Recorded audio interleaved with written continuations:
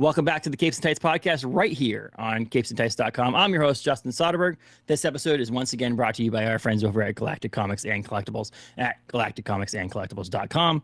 This episode features comic book writer and award-winning writer Matthew Rosenberg to the show to talk about his comics. What's the Furthest Place From Here? Four Kids Walk Into a Bank, We Can Never Go Home, many DC and Marvel titles in his upcoming book, We're Taking Everyone Down With Us, which hits stores March 26th from Image Comics. Before you listen to this episode, follow us on Facebook, Instagram, Twitter, Blue Sky, Threads, and all those places. Subscribe, rate, review, all that stuff over on Apple, Spotify, and anywhere you find your podcasts. You can also find us on YouTube. And with much more information, reviews, countdowns, and so much more over at capesandtights.com. But this is award-winning comic writer Matthew Rosenberg talking We're Taking Everyone Down With Us, out March 26th from Image Comics. Enjoy, everyone.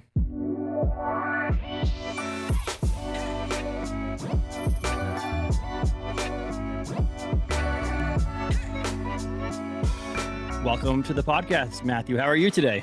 I'm doing good. I'm doing good. That's good. That's really good. Yeah, I get, it's the winter time and I have kids, so they're always sick. They're never sick at the same time. It's always like one time and then another time and then another time. But Sure. And then you end up getting sick when they're healthy. But hey, it comes with the territory. That's how the germs get you, I guess.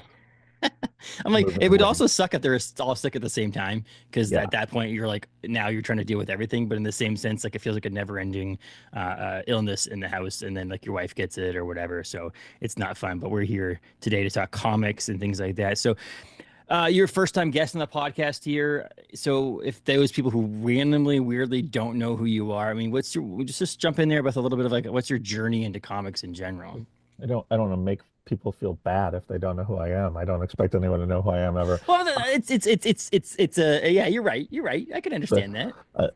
I could just do it though. I'll do it. And if Yeah. you know who I am, this is a good time to get Yeah. up and get a drink and come back in 20 minutes.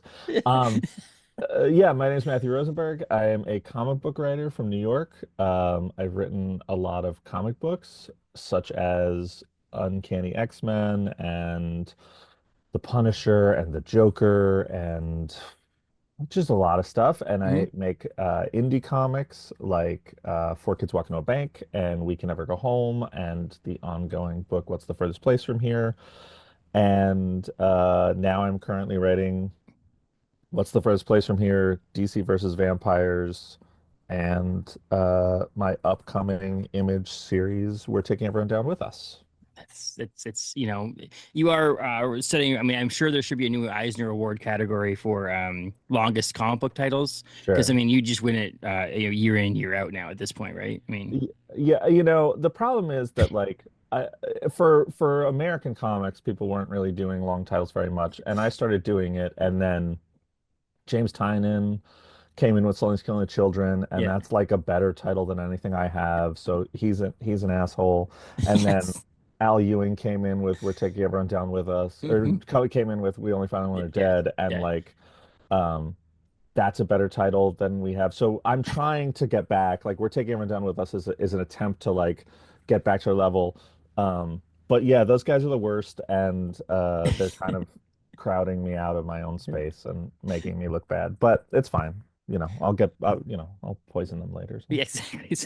I think that people out there must think you get paid per letter on a comic book title. That you can charge more for a comic book or whatever because the title length. No, Sure. my LCS owner texted me the other day and was like, "Hey man, I'm really gonna stop ordering these titles that have such long titles because he retypes them for his like pull Oh list." yeah.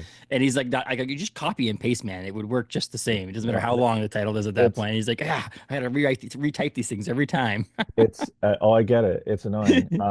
The I definitely said the name of my book wrong in an email to someone the other day. I was just like, got it wrong, and they were like, you got the name of your own book wrong, and I was like, yeah. First of all, I haven't been talking about it very long, but second of Yes. all, like that's sort of the point. Is Yeah. that like it's big enough that if you get a word or two wrong, everyone still sort of knows. Hmm.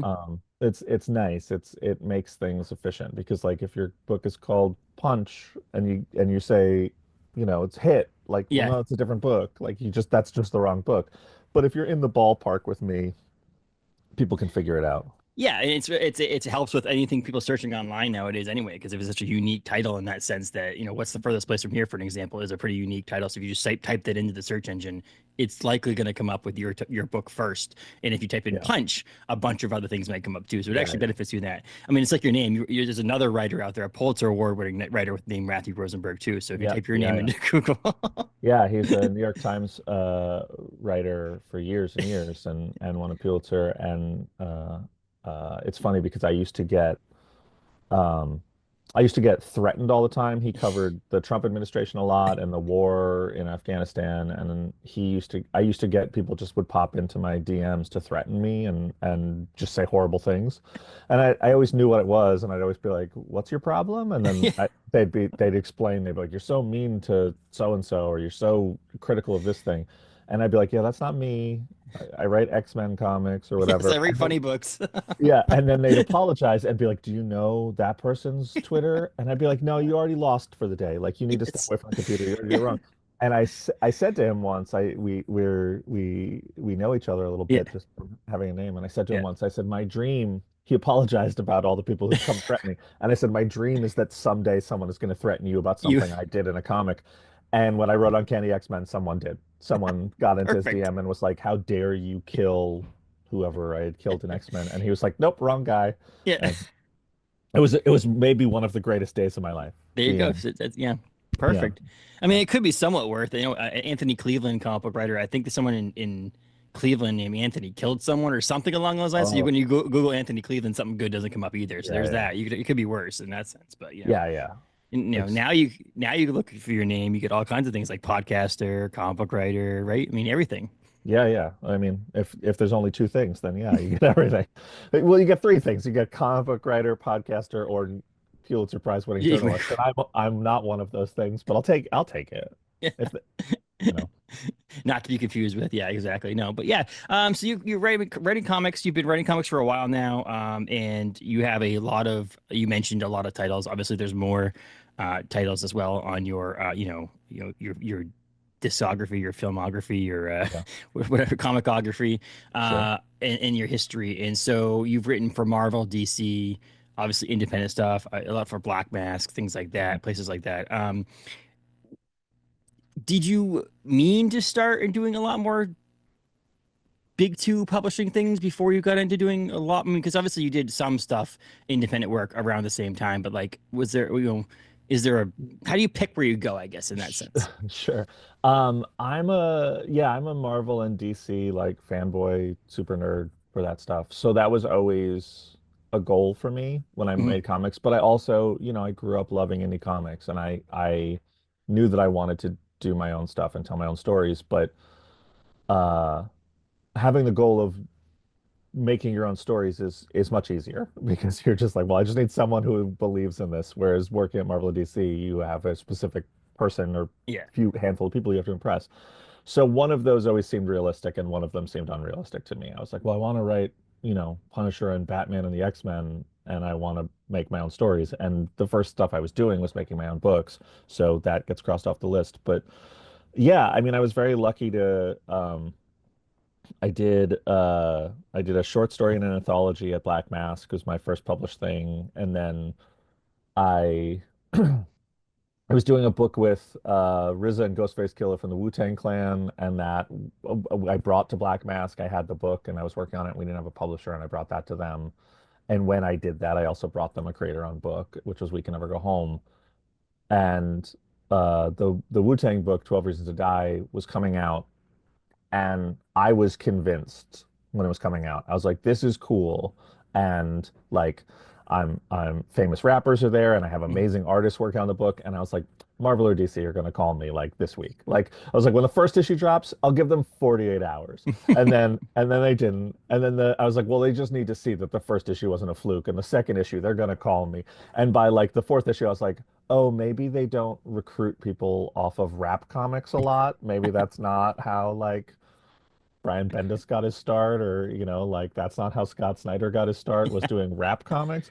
Yeah. And so I had to sort of reassess and focus on We Can Never Go Home. And I was delusional and crazy to think that they would just call me, and when I did one creator-owned book that was cool. And I think the second issue of We Can Never Go Home hit shelves, and I think the next day I got an email from Marvel. It was like, "Do you want to do a 10-page comic about anything?"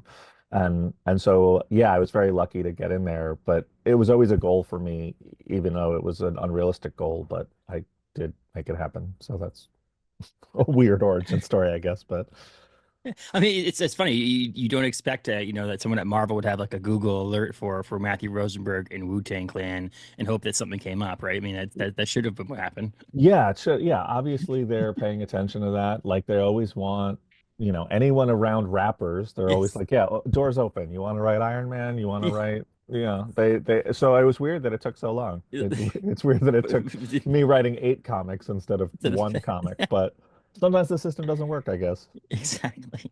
But I mean, so you write, you get a chance to write books with X-Men characters, Batman you mentioned, Joker, all these characters that are over at these big things. I mean, for a lot of comic book writers in general, comic book fans would be a pinch me moment in general to be able to like, craft these stories around some of these iconic characters. But do you think that your work in the big two, writing those characters and getting your name in front of some people helped with your pursuit of more creator owned titles nowadays? Like, does it help?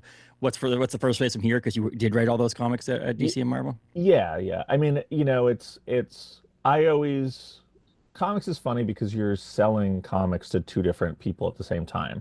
You're selling to retailers and you're selling to an audience. Hmm. And the audience, I always assumed, because it was a big thing for me at the time, that like you fall in love with a writer on a superhero book and you follow them. You follow Hmm. them to their indie work. And that's less and less true, I think. I think that the superhero audience is a superhero audience and the indie audience is the indie audience, and there's just not a lot of crossover. I actually get far more people who are like, I really liked, We Can Never Go Home or Four Kids Walking on a Bank, so I picked up the superhero book, than go the other way. I don't have a lot of people who tell me I liked the Joker, so I bought this. A lot of people, I don't want to like say that people don't like the Joker. They Yeah, just don't seem to go out and hunt yeah, down. Like they'll go read more Batman comics I wrote, yeah, but they're not going to read, what's the first place from here a lot. Or maybe they do and they don't tell me, but I hear it going one way more than the other. yeah. But so in that regard, like I don't think that doing the big two stuff I mean, it puts a little bit of people awareness, and there's definitely some audience that does both for sure. I don't want to dismiss people, but the big thing it helps with is retailers. Yeah. Retailers know like, okay, this person puts out stuff that people out like, and I feel like a confidence that I can put this book into the hand of someone who wouldn't be familiar with it. I know that they have fans when they do this stuff.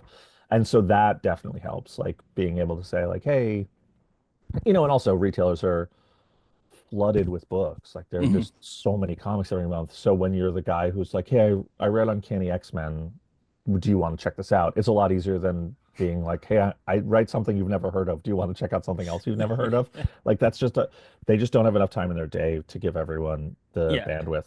So yeah, it definitely makes it easier for sure in that regard. Yeah, I just think about it whenever I do like a press release or whatever for the website and so on and so forth, and a publisher puts out, Matthew Rosenberg, and then it is the parentheses of like known works. So like it would say Uncanny X-Men or what's the first place Yeah. from here, and it's like a newer creator with like their known works or stuff that you Google and you can't even find it, Yeah, and yeah. it's like that kind of thing. I can understand that we're like, hey, do you know so and so from this comic book that was released at someone's local comic book shop that didn't go anywhere else, and it's like that doesn't help the retailer, have that faith because you haven't been a proven commodity yet, but like Yeah, and having X-Men attached to your name helps probably in that sense. I was there for Yeah, years, yes. I was putting in books that were like, yeah, this is a web comic. This was a self-published thing. I sold at 3 conventions, but you want to look professional, so you want to Yeah. have a credit and just hope people don't Google it and go, okay, he's done stuff before.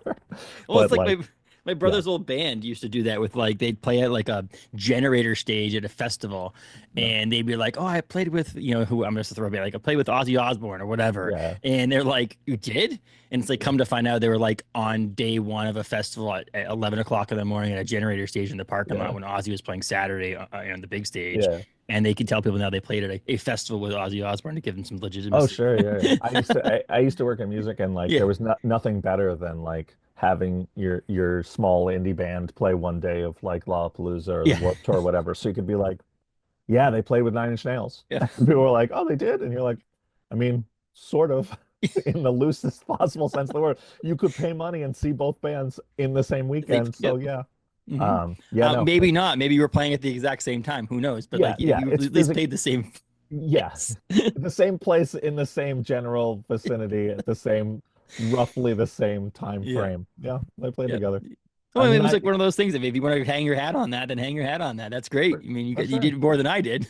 Yeah, yeah. Get your credits where you can get them. That's Yeah. what Yeah. you Exactly. got somewhere for sure. I mean, I still do that stuff with like variant covers where I'll just Yeah. be like, yeah, yeah, I worked with Alex Ross, and people are like, you Hmm. worked with Alex Ross, and I'm like, he did three covers for my books. Like, do I know that he even knows what the Exists. books were? No. Yeah. Do I Yeah. know that he, like, do I not know that he just had an X-Men painting lying around and was like, you can use this? Use No, this I for a don't. cover. I have no idea that that didn't happen. But like, I'll say, yeah, I worked with Alex Ross on a thing.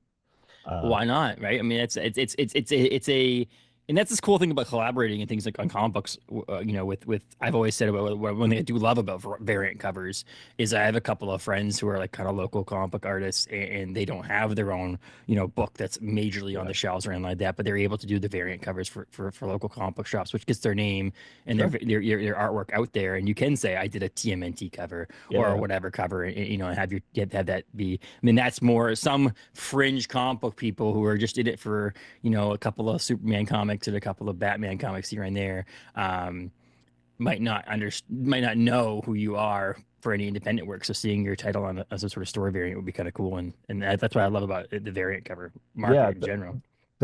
That's like on what's the furthest place from here. It's really fun because we're on issue 22 now, and when we started, we were doing like a shock and awe campaign of like, Yeah. oh, these really huge, cool people have done covers for us, and we got a Marcos Martin cover, and John Hickman did a cover, and just like we were just like taking big swings and asking for favors, and really cool people were doing them. And like Scotty Young did a cover, Jenny Frison Mhm. did a cover, just like awesome artists.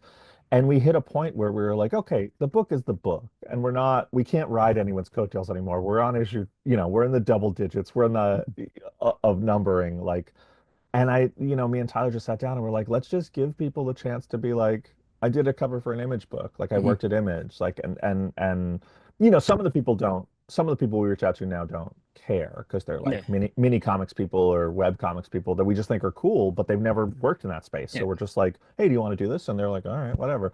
But then there's other people who are like, we go after some people where like there's a few people who like it was their first paid cover. It was, Mhm. or their first cover at Image, and it's that it's such a honor to be like, oh, I think this person is really cool and I think they're gonna matter, and I will always be like, yeah, they did a cover for me, and that's such a thrill for me now that like both sides of it are cool. Of like I love getting you know a Scotty Young cover Yeah. is an honor, but also like seeing a person whose career is starting to take off and being like, yeah, their first cover was for Yeah. my book is really great.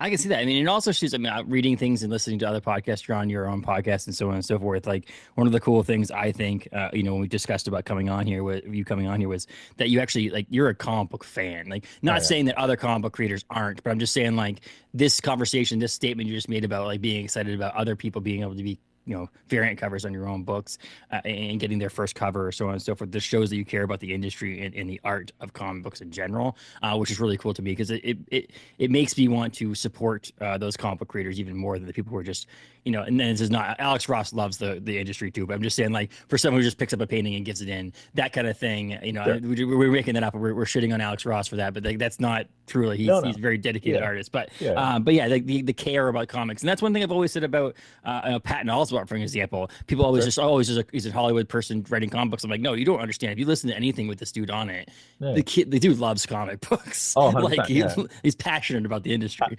Patton emailed me like a year ago and was like, "Hey, I'm looking for these issues you did. Like, do you have them?" And he was like, "That my shop can't get them." And I was like, "Yeah, I'll get them." Yeah. And he was like, "Cool, I got to pay for them." And I was like, "No, man, you don't got to pay for them." It's like you're famous. That's fine. I'm Like, gonna do this to you, like you shouldn't do to me because it sounds cocky, but you know who you are, right? Like I'm just yeah, gonna send these to you. yeah, yeah. It's just like, yeah, just come here. I just I sent to him. But like, no, he was like legitimately Yeah, like, I really like the book and I really want these, these issues, and I can't find them easily. And yeah. But yeah, no, I mean, I grew up reading comics. I never, I never wasn't reading comics my whole life, and I read comics. I, I don't remember a day in the past 10 years where I didn't read something in Mhm. comics. Like I read comics every single day. It's like I read comics all the time. And so yeah, I care a lot about the the industry, but I also just care about the medium. I Mhm. just love comics so much. And like I every week there's like, I could go to a comic shop every week and just be like, oh, here's 300 bucks of Mhm. stuff that I'm Yeah. excited about grabbing. And like, you know, the if people follow me online, I post everything not everything, but I post a bunch of the stuff I buy a lot Yeah.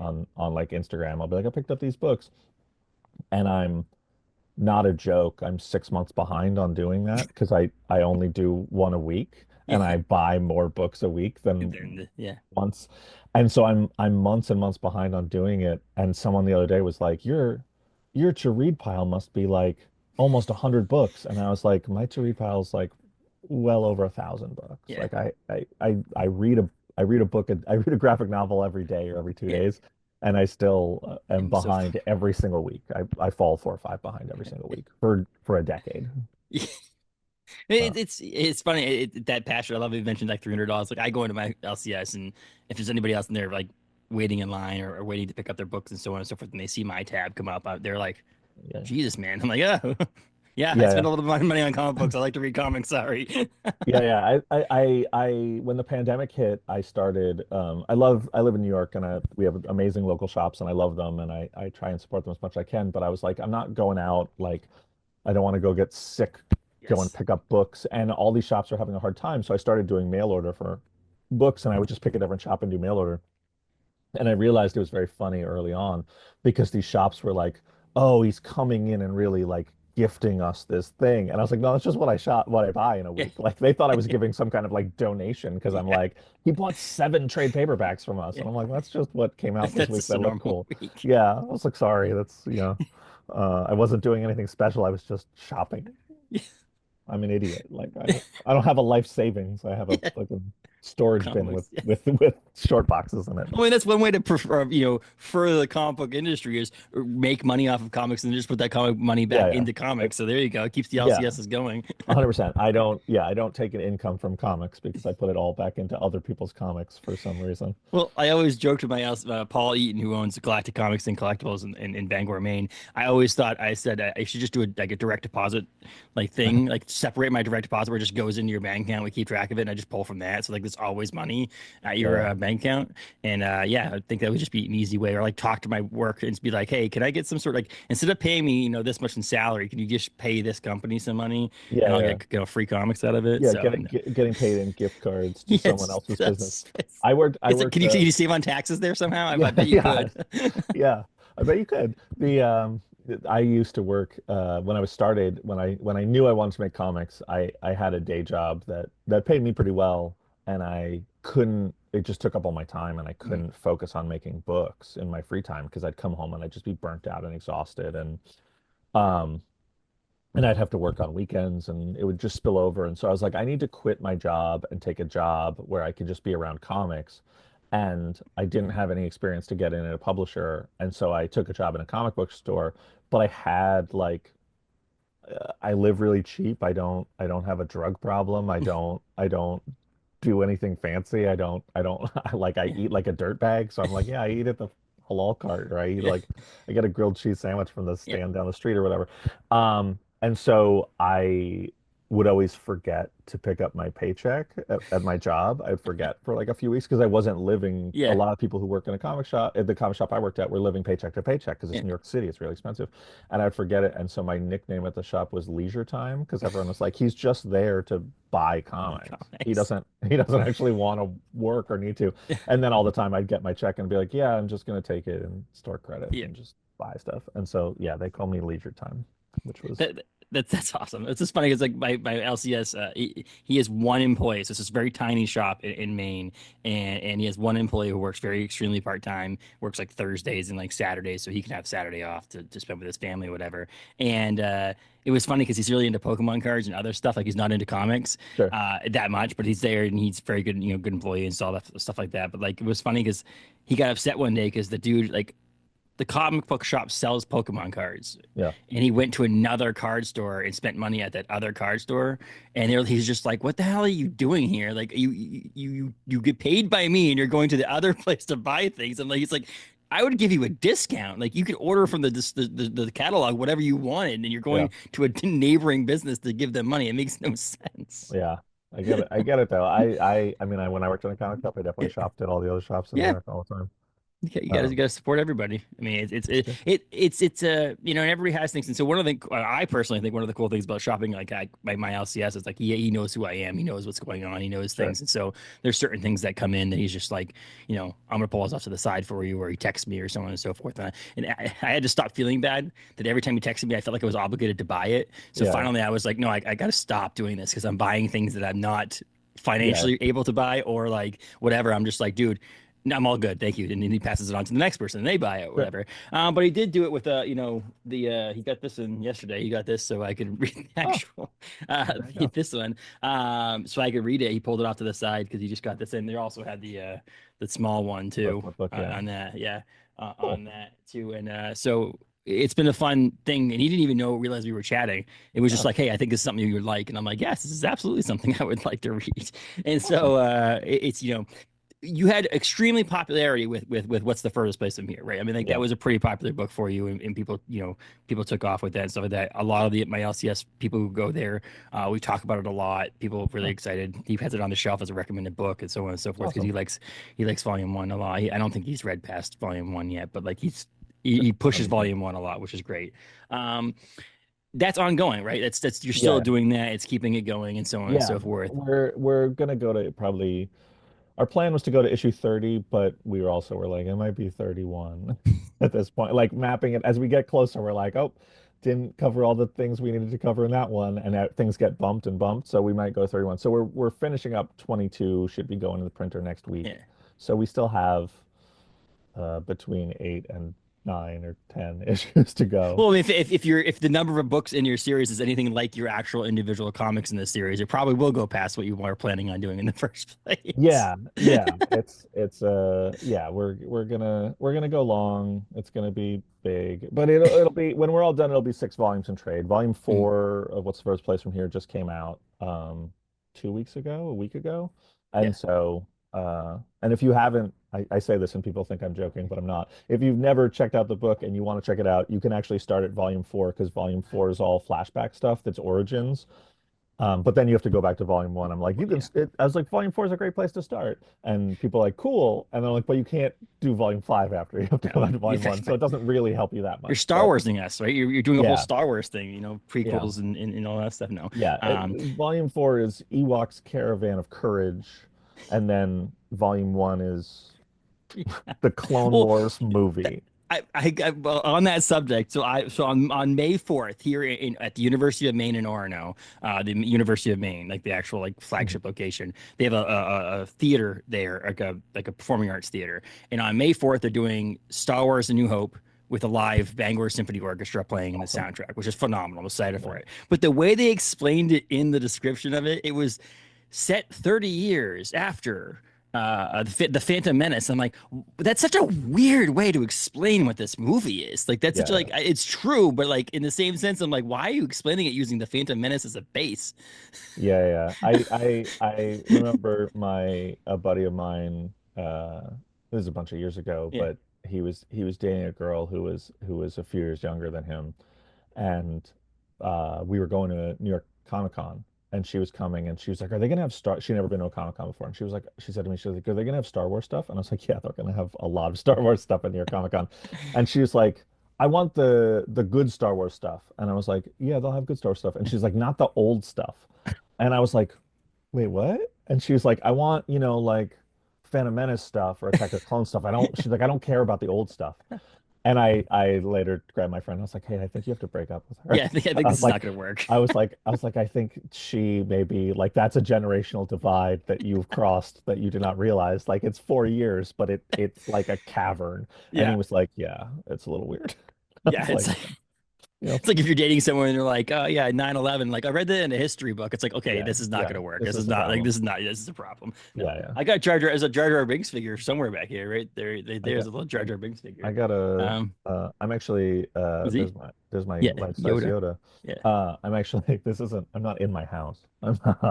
I went up to visit my mom. So I'm actually in my mother's house. So this is the spare room that I stay in, but it has my I have two life-size Yodas and one of them lives in here, which my mom is cool with for some reason. As her grown-ass son keeps a Yes. life-size Yoda in her house and she's like, "Yeah, it's fine." So That's awesome. But so yeah, you can read volume four of What's the First Place From Here before you read volume one, like Star Wars for sure. yeah. I have a random question about this as we're on the subject of What's the Furthest Place From Here. So, let's guess out here. I have two. So I have two issues in my pull box at my local comic book shop of second printings of the first 10 issues of What's the Furthest Place From Here, waiting for the vinyl. Let's just guess that I'm not going to end up getting those vinyls, right? There's So so here's the deal. So what Diamond did, and what's the we're at a point now where we probably can talk openly about how the struggles of Diamond. But what Diamond did to my LCS is sent them the issue, right? yeah. And say at a later date we'll send you the vinyl Yeah, because we don't know where the they vinyl is. had the Yes. records in the Yeah. warehouse, but Yeah. didn't put them together for some reason. So now my LCS got charged for that comic because they Mhm. had to pay COD. But now it's like I'm wondering whether or not they're ever going to actually, if there is even more, if they're ever going to ship the vinyl for those things. I just took all of the vinyl back Oh, to really? Diamond. Yeah. So just tell your LCS or just Yeah. email me It, and I'll get them to you. okay. I They've literally been sitting in my box for I don't even know how long. And I remember because we're friends on Facebook, and I was like seeing that you posted something about how they found a bunch of vinyls and Yeah, all I this mean in the warehouse. they would tell me they would get them and say we got them and then they'd be like a month later I'd be like, "Are they shipping?" And they'd be like, "We haven't received them yet." And I'd be like, "Here's the email from you a month ago. It This says is you yes, got you them. have them. Here's the name of the person who signed for them." And they'd be like, "Oh, okay." And then 2 months would go by and they'd be like, "Is there any update on these?" And I'd be Yeah, like, "What are you asking me? Is there an yeah. update? Do you have an update?" And they're like, "Well, we're still waiting on them." And I'd be like, Nope, that's not no, true. here's multiple emails now where you admitted you have them." And that just went on. And finally, Image, the great folks at Image Yeah. who were emotionally and mentally broken by this, Yes. Yes. got it sorted. And Diamond swore to us that every single place that wanted vinyl got them. And we then left them there for months Yeah. and said, I tried to email people and be like, if you're missing any, Diamond has them. Every single record is in stock, sitting in stock. And I was telling people, you've paid for them, so you Yes. should make sure you got them. But it's not possible to reach every shop, and it's not possible, No. Yeah. Yeah. everyone's Yeah. flooded. And after 4 months of that, I was like, okay, we're done. I don't want these in your warehouse. You're going to go out of business. So I would like to take them back. And I just paid thousands of dollars to have a freight Oh, company come and take them. So I have them in a warehouse of my own. And if anybody wants records, reach out to me. I that's just will. funny because I was like, it's been sitting in there. And the funny thing is that like the three, I had like five of them in there, right? Five issues that were waiting for Uh, finals, and three of them came in randomly one week. All of a sudden, I know my buddy just got three vinyls in, and he's like, yeah, "Cool." He paired them up to me. My pull list obviously went up a little bit that week because I had to buy yeah, three of your deluxe editions. But then the next week, the next two issues came without vinyl the vinyls and was like, yeah, we'll ship those vinyls to you when they come in. And I'm just like thinking to myself, I'm like, yeah, what is going on right now? no, That should have been like, and that was like what? I mean, this has been going on for, for a while now. So this must have been like the very beginning of when like things are not going so well over yeah. there. It was always interesting to me because I constantly, stores were upset as they Yeah. should be because it was a real clusterfuck, and I would constantly be like, eh, you can yell at me, don't yell at Image, like it's not Image's Yeah. fault. Yeah. And I'd be like, but also, if you really want to yell at someone, like all of these are sitting in a warehouse of people Yes. that's assured they could do it. Part of the problem was that when we started the project, there was someone at Image who was overseeing it, and there was someone at Diamond who was overseeing, and both of those people left. And suddenly we realized that like Image people were like, I don't know what this is. Like, I don't know. And so we had to figure it out. And Diamond never got a person up to speed on Okay, what yeah. it was. Hmm. And they were just, closing in the process of shutting down warehouses Hmm. and closing facilities. And so it just, for 2 years I had stores being like, you really screwed this up. And I'd be like, yep, I screwed it up. And then after a long time, only in the past like 9 months, I've had a bunch of those stores come back and be like, okay, I get it now. And I'd be like, Well, yeah, yeah, it's funny because I don't know if it's because the small the boutiqueness of my LCS or my relationship. And my LCS owner Paul is my daughter's godfather, so like that's oh, how we sure. became friends over the years, and to the point where I named him my godfather or my daughter's godfather. Was that I knew for years that like boxes would come damaged from Diamond Yeah, and all this other stuff. That Diamond wasn't like the all-star distributor out there that they potentially had once been and all that stuff. sure. And would keep complaining about damaged comics, and they'd be like, "Oh, they're not collectibles, they're periodicals, so who cares if they're damaged," kind of Yeah. stuff, and those kind of things. So for the longest time, I'm like, I'm not blaming Image, I'm not blaming Matt Rosenberg on this. This is definitely a Diamond issue. There's no way that you wouldn't. You were also pretty public and out there on the internet, so it's not like you're hiding behind something. So you would have been like, "Hey, I screwed up. Like this. Hold on one second, or whatever." Yeah. Like it would have been a thing. I mean, the problem was that like when we started, I was like, I don't know that Diamond's up for this. And Mhm. Image was like, well, let's talk to them. Like they're a distributor, let's talk to them. And Image did the good job of having a good faith relationship with Diamond and did carry on a good faith relationship with Diamond for years and years. And Diamond talked to us and was like, no, we can handle this. Like we assuredly can handle this. And we were like, cool, great.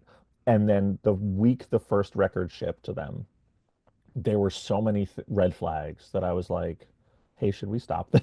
Yes. Like, this is alarming. Like, the things that they're built for a certain thing, and when you Mhm. deviate from that thing, it's very hard for them. They're Yeah. they're a they're a big machine that does one thing that Hmm. that moves books and moves comics, and they were just like, you need a barcode on the front of the records. And I was like, we're not putting a barcode on the front of records. Like that's crazy thing to ask.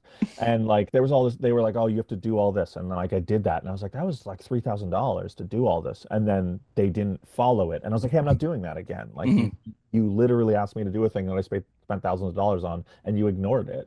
And then they were like, then the next one came in and they're like, you didn't do that thing again. I was like, you didn't care that I did it last time, so I'm not going to do It's it this time. I yeah. told you that. And so it's just like they're a big lumbering beast and they were very confident and maybe they could have handled it, but they're obviously facing hard times. And, I feel bad for the really, there's a lot of people at Diamond who are very passionate about what they Yeah. do and Yes. really there because they love comics and they bust their asses. And there are some people who are not doing that at Diamond, and there's not enough people. I mean, it's everything in Yes. comics. There's Yes. not Yes. enough people. No. It's a very small industry. It's a niche industry, and like every, the answer to almost every complaint anyone has in comics is there aren't enough people, there isn't Yep. enough time. And when people are like, creators are always like, I sent a pitch to this company, I didn't hear back. The editors are working 70-hour Yeah. weeks and are underpaid. Like they don't have time to do this. When people are like, oh, this company didn't promote my book, I'm like, the publicist of that company is doing 20 books a week. Yes. And like Yes. that, every single thing, the answer is just like, there aren't enough people, That's there it. isn't Yep. enough time at bit. Hmm. And that's true for Diamond, it's true for everyone. Yep. But I mean, it and then you're in an industry that has a smaller profit margin too. It's not like for you sure. can make a ton of money off of a $4 book. It's just not like Oh yeah. possible. I Rising mean, costs of things I and things like that too. Like it's I I was talking to Matt Pizzolo who runs Black Mask, where I got my yeah. start the other day, and he was like, "Yeah, I was going over some old invoices. He used to run a DVD distributor, like manufacturer distributor. He used to put out like cool underground movies and stuff." And he was like, I was looking at invoices, and he's like, we used to pay 40 cents for a DVD and sell them for $30. He's like, now we pay $1.80 for a comic and sell it for It's $4. yeah. And he's like, I really have screwed this up. And I Yeah. was like, yeah, it's a little rough. It's a little Yeah. rough. It's a little rough out there. Yeah, exactly. And it's just tough. So yeah, I mean, it doesn't help with that. And same thing with like an LCS. Like there's never enough people who work at an LCS in my opinion. 100%. So like it goes all the way down to the point where there's plenty of ideas out there. I think that Yeah. and there's just obviously not enough space on shelves for putting all these ideas out there. But Yeah. Yeah. luckily I, you've been able to get yours out there. yeah. Yeah. No, I'm very lucky. And, I mean, it goes back to the thing you said about, like, does writing Uncanny X-Men help you? Like, Yeah. retailers get 50 new number ones a month, more, Hmm. 60. And like people expect their retailer to know what's inside each one of them. Yes. I'm like, that's insane. Like, and I talked to creators who were like, yeah, I talked to a shop, he didn't even know my book existed. And I was like, did you read 60 number one issues this Yeah. month? What did you Yeah. read 60 comics this month? Like while running a business that is a very small, very intense business. And so yeah, when you're like, I wrote Uncanny X-Men, then people are like, okay, what do you have to say? And you can get 2 minutes of their time to be like, this is my Mhm. book, whatever. So I'm always really grateful for anyone who takes the time. And like, you know, that goes to Diamond. Like there are Yeah. people at Diamond that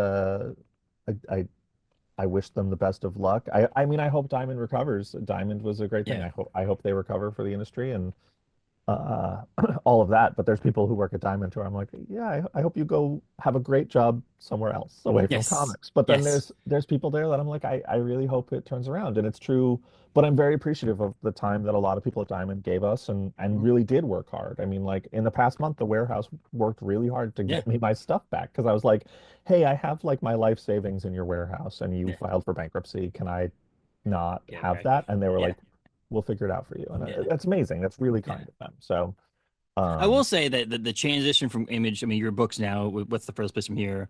We're taking everyone down with us, are at Image, so that's a Lunar sure. distribution anyway, because that happened a little while ago before this bankruptcy stuff. Anyway, Lunar, Image had switched to Lunar. You could wholesale through Diamond, but that the main place to get Image books was Lunar. I will say with Previews World's been awesome. I've always loved to be able to Google search that, Sure. find what I need to know. The one thing I've always had a problem with the comic book industry was like FOC dates and stuff like that. And I think that one thing that Lunar's website, if you just go to lunardistribution.com for anybody, this is not for retailers, or anything, anybody can go to this and you can type in, we're taking everyone down from us, and it tells you FOC dates, initial dates, it tells you on street dates, Yeah. all that stuff right It's on amazing. that thing, and it tells you like what's on FOC is like a section. It's like telling you what's coming out this week and so on and so forth. And I think that is a huge, Uh, uh, forget the actual getting comic books into stores part. To me, as a person who enjoys reading comics and know when they want to be at, want to know when they're out, plus someone who works in podcasting industry, it's such a great thing to know this information, and they I, just put it right out in front for you. I mean, not to tell tales out of school, Yeah. but like when I was at Marvel for 5 years, I was exclusive there and wrote hundreds of books for Yeah. Marvel. And I used to have to text message retailers to be like, what's the FOC on my books? Because Exactly. I wouldn't know it. It's not in Previews World. And I agree, Yeah. Previews World is a great site. Like it Yeah. really was super helpful always. But they wouldn't that information's not in previews. No shops had it on their No. information. And I No. would email my editors, be like, what's my FOC? And they'd be like, I don't know, man. Like I make the book and I give it to someone. I don't know when it comes out. And you're like, yeah, no, they would have to go poke around the office. So I'd email shops and I Yeah. found out years ago that like a bunch of creators would do that. They'd have a shop that'd be like, Yeah. what do I have on Just FOC? Like when is it? because I And would do that. I'd email my local shop, be like, "Hey, by the way, I want this." He goes, "FOC was last week," and I'm like, "What? What the hell? How did I miss this? Like this deadline? And like now I can do this." And the FOC for like, and this might be with the Diamond change and Lunar being basically Image saying we're not doing Diamond anymore. That it's Images at Lunar 100%. Is that your FOC for this book? We're taking everyone down with us. I think shifted ahead back, so it's March 3rd now instead of the it's March 26th 3rd. of February. Yeah. Yeah, yeah, So yeah. I think it actually was moved for that. I think it's because people transitioning over and things like that too. Like they're getting it Yeah. It's figured out there. But we actually it was funny because the next week is the Comics Pro, which is like there's a retailer coalition and they have a big thing and I'm going out there and I was like we specifically scheduled our book the day it was coming out. So we'd be like FOC is the day after, the Monday after yeah, Comics Pro and all this stuff. And then I kept telling people like, well, it's the day after Comics Pro. And then yeah. someone was like, no, it's not. And I was like, no, it is. Like we spent months planning this. And they were like, no, it's the week after that. And I was like, Yeah. oh, it moved. Like, okay. Um, Yeah, I think it's like one of those. I think it was trying to like catch people up who had ordered at other places or so on and so on, yeah, trying to yeah. match dates up and things. I think there's like padding to make sure that Diamond and Diamond Yeah, UK could get books and yeah, not have them be late. But yeah. uh, It's just yeah, it's kind of funny. But that's always been a mystery to me in the sense like there's in my LCS owners even like Penguin has their own FOCs versus what Diamond had, what Lunar had, what all these yeah, different things, and it was like one of those things like I always want to tell people order this book, FOCs this date, but I always never I am like emailing editors, and they're like, I don't know. And so I did like the same thing. I'm emailing comic book store and be like, hey, when are you ordering this? I it And it's just a weird thing. it is funny because I hate FOC as a thing Hmm. that like the public has to know about. Hmm. I hate it. I hate it so Hmm. much. I feel like, no one has to be like, what is the, ticket on sale date for this movie I Yeah. want to see? Like they're just like, movie's out, I want to go buy it. I understand why FOC is important. I Yeah. work in a shop, I work in the industry. And so I, as an insider, get it. I hate having to explain it Yeah. to readers, and I Yeah. hate having to push it, but it really is so helpful to everyone, like to the Yeah. publisher, to the retailer, to the creator. Like ordering a book before FOC is the life and death of any book. Like it doesn't matter if you're a Spider-Man title or a book on, Vault or Mad Cave Yeah. or AWA. Like it's life or death of the book is pre-orders. And so I get why people do it, but my utopian dream of comics is I can just be like, the book is out today. You Yeah. can go get it. Or like Yeah. this is out tomorrow. Yeah. You don't have to know what an FOC is. I don't have to explain that to you. I hate it so much. But Well, I mean, I making work it in, easier yeah. is better, Yeah. making it. And again, if Lunar's out there and it has this and they're putting it out in front of people, and I don't even know, I never understood why it's also hidden. Like why Yeah. on Diamond it couldn't, previous world it couldn't have been like, MSRP, it could have been like Yeah. street date and then FOC date. Like why it couldn't have always just been there Yeah. on the site. But it's like I talk to people who are authors too, and they're promoting their book, and they're like, their book comes out tomorrow, and like pre-order it today. Just go on to a website and order it, and they can just Yeah. order whereas if you go to LCS, like, well, I only ordered 6 copies because only 6 people told me they wanted it or whatever. Yeah. And it really impacts a lot of small stores versus it does the bigger stores Sure. because obviously Midtown Comics is getting what they need. Like this is Yeah. not like they're going to order, they're going to over order, because they have their big online retail and they also have their shops and so on and so forth. But the independent store, my buddy's store, who picks up 5 issues, Yeah. five comics of 5 issues of copies of number one issue or whatever, that makes a difference because if 6 people wants it, then it may make it Yeah, harder for him to get that sixth yeah, one. it's 100%. And I say to people when I explain it, I'm always like, FOC is fascinating because like one, the first reason it matters is because stores buy the books. Yes. It's not like a bookstore where they're like, well, if no one wanted it, we return Send it, it we get back. our money Yeah. back. They're paying for it. Hmm. So they really do need any metric to know the demand is Yeah. good. But also in that, every store is different and some stores don't use anything, but they all for the most part, use some sort of math that where Yeah. it's like, oh, if someone pre-ordered this, that means that that person accounts for this much Yeah. excitement, and Yeah. I'll get this many for the shelf. And like, I know stores where every pre-order means they think 10 more people will wander in on the Yeah. day the book comes out and buy it. So literally, when you pre-order the book, you're not only helping yourself get one, you're helping us sell 10 more copies, and you're helping 10 more people who don't pre-order their books go in and be able to find a book. And Mm. it's really the difference between life and death. And so when I tell people like, yeah, if you're able to pre-order a book, like it helps us, like it doesn't sell a book. It can sell up to 10 books. Yeah. It can sell 20 books for me. Like it's a big difference to pre-order one copy of the book. And some places they order it and they go, okay, you'll get it. And they order the one, but still every sale But counts. yeah, and it also depends on like they know, like I know my local comic book shop, Galactic Comics, doesn't sell a lot of Star Trek comics. So anybody Sure. orders a Star Trek comic, he orders a comic for that person who's a Star Trek Yeah. fan because they don't have a lot of off the street walking people being like, you Yeah. guys have Star Trek comics. And so there's nothing against Star Trek or anything like that, but I'm just saying like it's just in Sure. that market they don't have it. But he knows that like he could over order on Amazing Spider-Man because Amazing Spider-Man obviously is going to sell just for the title of Spider-Man. Yeah. Even issue 62 is going to randomly be busier than issue 61 for some odd reason or Yeah. something. But there are people who come in. I'm in there a lot on either Tuesday or Wednesday, just hanging out and chatting. And there's a lot of people who walk in there who don't enjoy planning like myself. Like I Sure. enjoy the planning part of like what comics come out in a couple weeks and so on and so forth. It's part of my like stress relief. In there are other people who just walk in and be like, "What's out today?"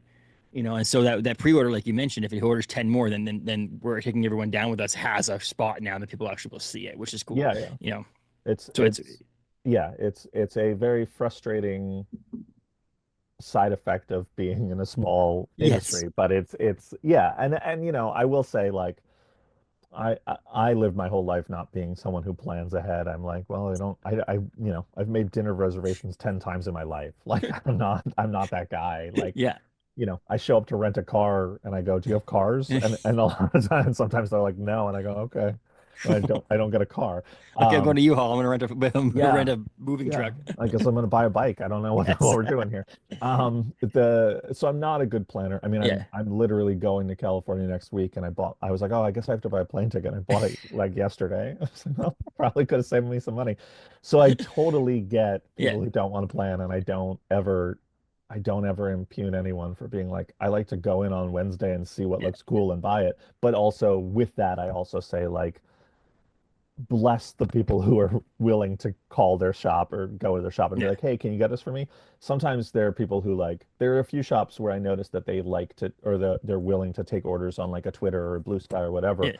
And so like you'll tweet something and people will respond to the tweet and be like, hey, and tag the store, can you put this in my poll? And the shop will be like, done. And I'm Yeah. like, man, bless everyone and like Yes. my heart to everyone involved in this. Like it's so complicated and Yes. frustrating and you really help us out so much. So Yeah. Oh, and even I know we were recently on David Harper's podcast off panel, one of the greatest podcasts in comic book it's all right. history out there. Yeah, It's I, all right. I love David, but the you had mentioned on there too about not you having a problem walking into a shop and seeing too many of your comics on the Oh shelf too. yeah, So yeah. there's also that problem where it's Oh yeah. like you never want a comic book store to be straddled with like your books. I mean, it's nice to go to the back stock and know that, like, if I want to back there and someone's like, "Oh, I didn't get issue 4. What's the first place from here?" That they may have one back Sure. there, but you don't want to go back there and see that, like, randomly issue 4. Yeah, There's they like don't have 30 copies of it. yeah, no, it's a nightmare. That's $60 out of that shop owner's pocket. Yeah, Like that's the worst feeling in the world. Um, if I went into a store and was like, "Hey, open your register. I'm gonna light $60 on fire," people would be like, "You're a monster human." But like, yeah, no, I hate it. Part of the thing I try and always be really available to retailers yeah, and reach out and get them whatever they need and whatever. But I always say like, I'm never gonna tell you to order more mhm, books. Like I've never been in your shop. I have no idea what your readership is. You may have one person who will buy an indie comic. I'm not going to sit there and be like, you should take 20. Like, that's stupid. You shouldn't. You should take one. But if you take one and you want me to like make a video for your store being yeah, like, the copy is available today, like, I'll do it. Like, whatever you need me to do. But like, I don't, yeah, I've never once in my life pressured a shop to take more books yeah, and I never will. And it's interesting too, because like at Image, you get like, um, shops do store exclusives and mm, they'll be like, I want an exclusive. And I've a couple times said to shops like, you have to take 500. Like, mhm, can you sell 500? Do you have 500 customers? Like, do you have a good mhm, website for that? And, a lot of people do have a plan or they go, no, I mark it up to this much. So I actually only have to sell 150 to make yeah, profit. And then anything, and that's a risk I'll take. And, environmentally, not the best feeling in the world to be like, I'm buying yeah, 350 pieces of garbage to make money. But, it's yeah, fine. That's the industry. That's how it works. But I always say to people like, if you take a store exclusive, man, I'll put in my newsletter. I'll link to you. I'll do whatever you yes, need yeah, because like, you're taking 500 books. 100 bucks, That's yeah, so many copies. Like, Jesus. Like, yes, in some places they're like, yeah, we roll with that. Like we had a lot of exclusives on What's the First Place from Here, number yeah, one. And I think a lot of places were like, yeah, no, it did great. yeah. Like I know a couple of people were like, yeah, we sold out in a week. And then I think some people were like, yeah, we still got them. And I'm like, well, Well, maybe we'll make a TV show yeah. someday and you can sell Well, us on eBay. and it also depends on the things too. Like I know my buddy's shop did one for TMNT with a local artist, TMNT number one, Jason Aaron's around here. Sure. And but there was a 1 in 250 or something like that, which that sells for $250 or Yeah, yeah. like, there's a lot of difference. Like if you did your exclusive, then you're like, oh yeah, we have a 1 in 5, and that's all Yeah. there is. And it's like, well, that's really not going to be a good thing for me to have. But it all depends on what it is. But it is a battle because I know that like store exclusives at 500 minimum is a lot of comic. It's a lot of comics, yeah. And I get it. It's a lot of work for Yeah. everyone involved. It's a Yep. lot of work for an artist to make a cover. It's a lot of work for the printer to change plates and turn on a Hmm. machine. It's a lot of work for a publisher to get to handle this. And, Image had to bring on staff to like deal Yes. with this. So Yeah. it's like, well, you can't just be like, they want 10 copies. It's like, well, there's a guy whose job it is to deal with this. Like he can't, his job has to make money. That's how jobs work. Is that really Um, how it works? Like I don't like. I thought they yeah. were just donating their time to do these Yeah, exclusive covers. it's Yeah. weird. All these people are just not They want a in paycheck? it for The the hell? love. The It's hell? so messed up. Yeah. No, but like so yeah, so what's the first place from here was awesome. I do love that element. You had the record. We kind of I kind of shit on some things there, but like the record was awesome. I think the cool having that thing was like a unique thing in comic books in general, which is really cool. I mean, these comic books have come with like trading cards before, or like Sure.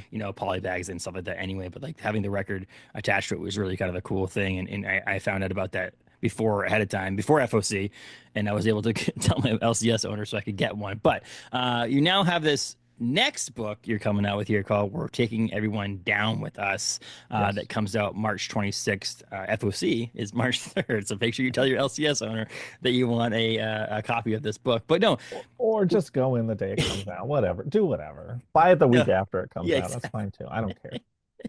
What you're not selling? You're not going to only make 100 of them, so you can have like a superficial second printing, which is like, oh my I gosh, we sold out of yeah, this no, few one. I mean, we definitely, I do love, you know, what's funny is that I've never, when we launched, what's the first place from Yeah, here, it was like height of the pandemic and there was yeah, massive paper shortages, and Image was like, there's no reprints. yeah, Like we can't do them. yeah, And we were like, and our books sold out, and we were like, okay, but we're sold out. And they were like, cool, there's no reprints. Like we told retailers there's no reprints, order it aggressively because yeah. there's no more coming. And like my book, and I think Newburn by Chip Yes. Zdarsky and Yeah. Jacob Phillips launched like the same week or the week before, and they also sold out. And we both were, me and Chip were just like, yeah, but like people want our book and they can't get it. And they were like, we literally can't make them. They were like, there's no space at the printer. There is Yes. no extra paper. There's nothing. Yes. Like there's no way to do this. And so we never got a reprint. And I'm always like, yeah, we never reprinted that book. But it's fine. There's copies. It's Yes. not hard to find. And so I hope the new book, I hope there's copies that it's It's not hard to available. find, Yeah. but also not too many copies so that Yes. people are losing money. It's a Yeah, tightrope. exactly. It's a balance that you have to try to Yeah. figure out. But I mean, so this is new book. It's you, artist is Stefano Landini Yes, and Stefano. Sergi Titov. Is that right? No, well, no, it's Roman. He has another name, but he goes by Roman. Oh, okay. Uh, Uh, and Roman Hassan. and yeah, Hassan Otsmane and El How on letters. Yeah. Actually, we have two colorists because there's like they sort of Okay. tag teamed it and did it together. So it's Roman Titov and Jason Wordy Okay. and Hassan Otsmane El How Yeah. on letters, and Becca Carey did our designs, and then the Tiny Onion team are our sort of editorial and production team. Yes, I actually had the episode as we're recording here. The episode that dropped today was with Steve Fox, and Steve said that nothing but good things about you, which is really crazy, right? I Steve said mean, that? Oh, the yeah, worst. He's the worst. No, he's Steve's obviously doesn't know you well enough yet, right? No, I'm yeah, just kidding. Steve's funny because I've known Steve for a decade. Yeah. Steve's been a friend for a long time. And when I met him, he was a journalist and he was a very good comics journalist, and that's how I knew him. He was also my editor's roommate when I first met him. He was my Marvel editor's Mhm. roommate. And so I've known him for years and years. And then he was writing stuff, and I was like, oh, Steve's a really good writer. And then James Tynan started using Steve as his editor. And I was like, huh, that's weird. And then he was like, he's a great editor. He's one of the best editors I've ever worked with. And I was like, really? The journalist writer? Like, okay. And then as things started going and we needed an editor for the book, and Tiny Onion was hiring their editors as staffers, and sort Yeah. of James is one of my close friends, and so I was like, yeah, I want to talk about doing that, and he was like, yeah, would you want Steve to be your editor on the book? And I was like, yeah, I think so. And there's a weirdness because we've known each other for a decade and never Yeah. worked together. And then and he's a great editor, and I feel weird because he's also a really good writer and writes so comics I really like at Marvel. And I'm like, yeah. But there's a lot of weight when your editor is also like, this is how I'd do it. And I'm like, fuck, that's better.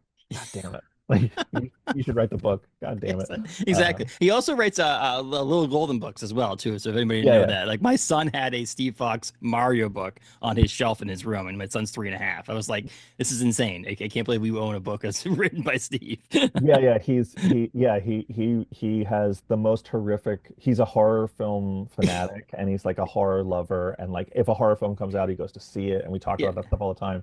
And he comes up with these like really intense, brutal things, and then is writing books for 3-year-olds, for 4-year-olds. Yes. And I'm just like, he's a versatile dude. Steve's very good at it. Steve's very good at everything he does.